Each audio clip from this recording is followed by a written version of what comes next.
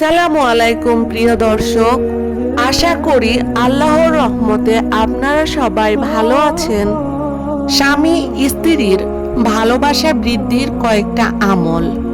স্বামী স্ত্রীর মধ্যে ভালোবাসা বৃদ্ধির জন্য সূরা ফুরকানের ৭৪ নম্বর আয়াত খুবই কার্যকারী একটি দোয়া।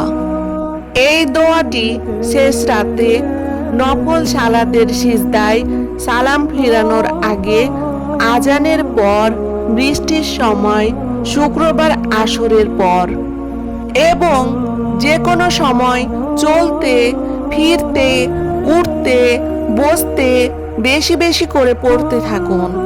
অর্থ সহ বুঝে অন্তরের গভীর থেকে এই দোয়াটি পড়তে হবে। তাহলে আল্লাহ সুবহানাল্লাহু ওয়া তাআলা ইনশাআল্লাহ স্বামী স্ত্রীর মধ্যে ভালোবাসা বৃদ্ধি করে দিবেন। বিশেষ কার্যকরী হিসেবে তাহাজ্জুদ নামাজের সিজদায় এই দোয়া যত বেশি পাঠ করা যায় ততই ভালো ফলাফল পাওয়া যাবে ইনশাআল্লাহ। আল্লাহর সন্তুষ্টির জন্য স্বামীকে ভালোবাসা, আল্লাহর ভালোবাসা পাওয়ার জন্য দোয়া করা এবং আল্লাহর পছন্দনীয় কাজ করা, তাকওয়া অবলম্বন করা, প্রত্যেকটা কাজে আল্লাহর বিধান মেনে চলা।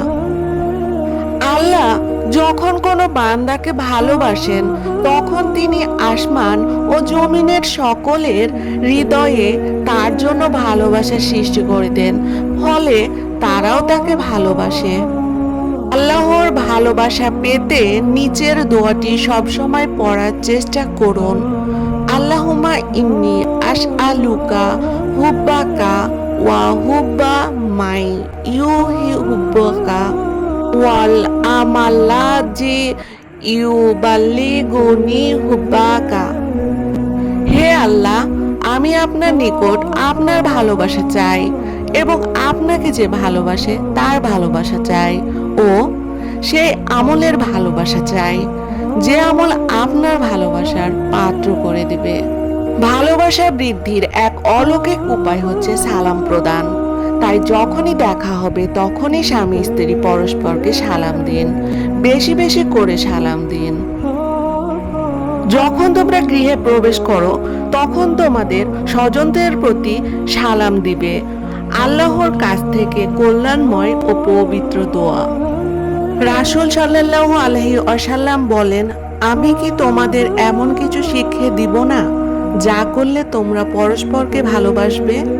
তা হলো তোমরা নিজেদের মধ্যে সালামের ব্যাপক প্রসার ঘটাও।